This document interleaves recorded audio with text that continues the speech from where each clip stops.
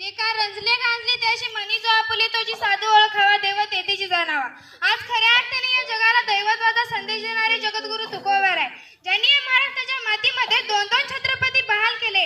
अशा या राजमाता राष्ट्रमाता मासाहेब जिजाऊ हातामध्ये तलवार घेऊन माणसं कापून स्वराज्य उभं राहत नाही, तर त्या काळासाठी आपण जगातला सुंदर ग्रंथ लिहिला पाहिजे.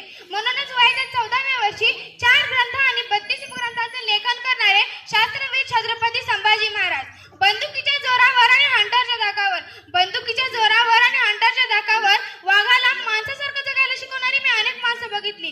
बंदुकीच्या जोरावर आणि हंटरच्या धाकावर वाघाला माणसासारखं जगायला शिकवणारी मी अनेक माणसं बघितली, पण बंदुकीच्या जोराशिवाय आणि हंटरच्या धाकाशिवाय इथल्या माणसालाच वाघासारखं जगायला शिकवणारा मी एकच वाघ बघितला, ते म्हणजे छत्रपती शिवाजी महाराज, छत्रपती संभाजी महाराज.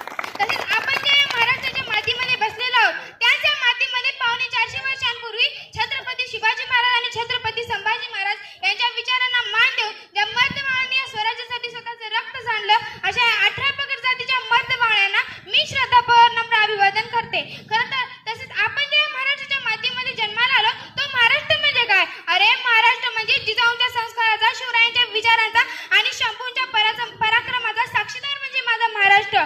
शाहूंच्या पुरोगामी लढ्याचा, बाबासाहेबांच्या लेखणीचा, अण्णाभाऊ साठेंच्या लोककलेचा, महात्मा ज्योतिराव फुलेंच्या क्रांतीचा वारसदार म्हणजे माझा महाराष्ट्र. इतिहासाचा साक्षात्कार, समतेचा प्रसार व अखंड भारताचा आधार म्हणजे माझा महाराष्ट्र. कष्टकरी शेतकऱ्यांचा, दीनदुबळ्या दलितांचा आणि दिल्लीच्या तख्ताला घाम फोडणारे आमच्या जिगरबाज मर्दमावळ्यांचा महाराष्ट्र, आमच्या जिगरबाज मर्दमावळ्यांचा महाराष्ट्र.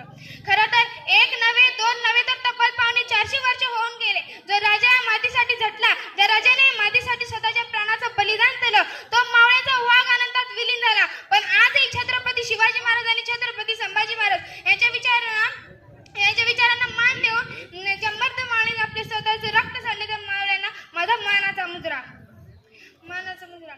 श्वासात रोखून वादळ डोळ्यात रोखली,